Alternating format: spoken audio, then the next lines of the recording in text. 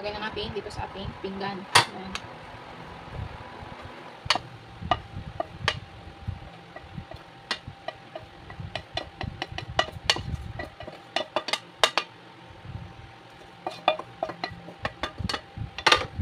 Ayan.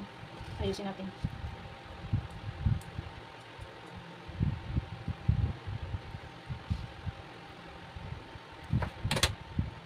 Palibutan na natin dito guys ng ating ano ba tawag nun? Ito ay sinaw-sinaw ba guys? Leaves. Then lagay natin ang ating ayan, pang-decorate natin ng atsal. Then ang ating pampaanghang guys, ayan. Kasi yung mahilig sa anghang, kailangan talaga yung chili, ayan. Tapos ang ating kalamansi pang-drizzle sa ating ating sutanghon, gisado, ayan. Ayan. Ito lang po yung pa yun guys. May lulutuin pa po ako aside nito. Good afternoon, magluto ako ng sutanghon ngayon guys. Ito yung chicken guys kahapon, tapos meron tayong kalamansi, then ang ating garlic, then mga iba kang mga gulay-gulay guys, at saka ito yung bawang. Ayan, ano ba yan? Sibuyas pala, tapos ito guys yung pampaanghang para sa toppings lang ito guys. Tapos ito na yung natin guys, ang ating sutanghon ay meron ito, low sodium po yan ang nilagay ko, yung organic coconut aminos guys. Ayan, tapos ang ating guys, ang ating mga gulay-gulay na idagdag natin sa ating sutanghon. Tara, mag-umpisa na tayo sa ating pagluluto. Ayan. Let's go! Tan-taran-taran! Bilis lang itong luto guys. Ngayon, lagyan natin ng kunting oil. Ayan.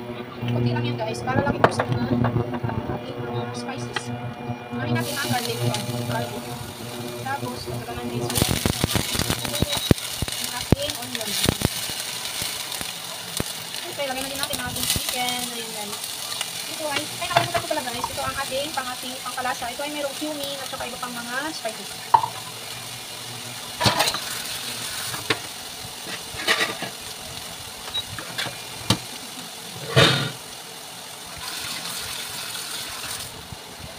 Ay ating nakabayan ng magaling hanggang sa maluto ito ang ating mga spices. Ayan. Ito pala guys ay ang aking sobra sa chicken soup kahapon. So ngayon natin ay i-apply natin para sayang naman yung natin dapat itapon. Ayan. Ayan. Tapos yan guys, lagyan natin ito ng tubig.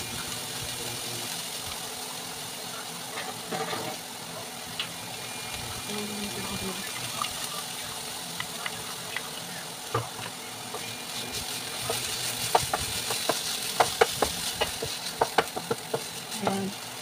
Tapos, lagyan na natin ito guys. Ito ay merong cumin, turmeric, oregano, salt, at saka iba pa. So, ngayon ay atin mo nang ano ba yung pagtagalog sa pabukalong guys. At takpan natin saglit. Mga, 2 minuto. Guys, after 2 minutes, ayan. Ayan na. Bali nag-absorb na yung mga spices natin. So, isunod natin ang ating lemongrass guys. O, ang ating pangladba guys. Para parang hindi maamoy yung natin, luto natin ng manok. Tapos, ang ating mga gulay-gulay guys. Lagay na natin para pagwapa sa atong luto. Ayan. And then, syempre, kailangan natin, ayan. I-mix natin guys ng ayos. Ayan. Yung natin, ang ating fire is number 2 guys. So, at saka ilagay natin ang ating sutanghon guys. Ayan. Yung sutanghon natin ay may timpla na yan siya guys. Pero hindi man, hindi high sodium yung ginamit natin ito.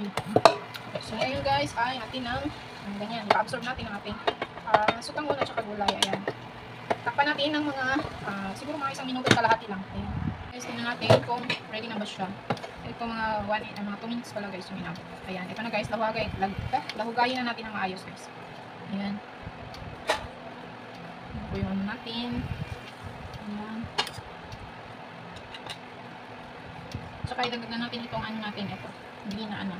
Green beans. Kentucky beans. Ayan. Masarap na siya tingnan guys. Ito ay gisado na ihon. Ayan. Hindi naman siya sobrang hindi siya sobrang dry. At saka hindi rin maglata ba. Ang sabi na. Tagalog. Ayan. Sarap-sarap niya guys. O, tingnan nyo ba naman.